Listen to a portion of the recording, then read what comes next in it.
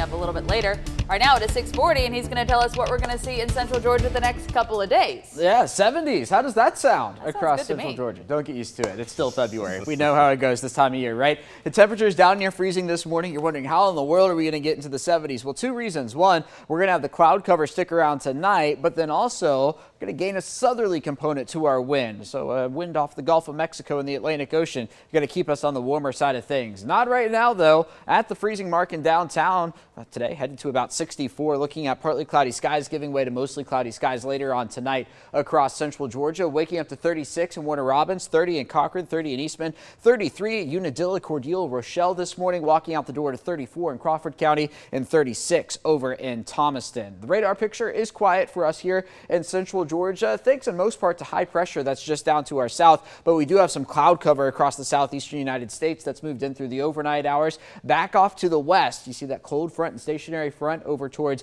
Oklahoma, Kansas, Texas. That's what's going to move towards Central Georgia, and a low pressure system is going to be able to track along that, bringing us rain by the time we get to the weekend. Yesterday made it to 60, average high is 62, so we are relatively close to that, but a cold morning got as cold as 27 over at Middle Georgia Regional Airport. Still on the year 2024, we are just about an inch above average in terms of the rainfall, and I think we're going to be adding to that through the weekend. So let's time it out on Future View. Whatever jacket you're wearing this morning, you're not going to need it by the afternoon. Temperatures in the mid 50s by the noon hour, and then I think we get a couple degrees warmer than what you see here on Future View, but the cloud cover on the increase through the day today. I'm going with mid 60s for a high temperature, and then through the overnight hours, the combination of that cloud cover and this southerly wind not going to allow us to cool off quite as much tonight as we are this morning across Central Georgia. Friday will be a dry day for us, but mostly cloudy in and around the area. Temperatures in the 70s for highs, and then for Saturday, I think we mix in a shower or two with mostly cloudy skies, but the bulk of the rain is actually going to come on Sunday, which of course is Super Bowl Sunday. So 67 for Saturday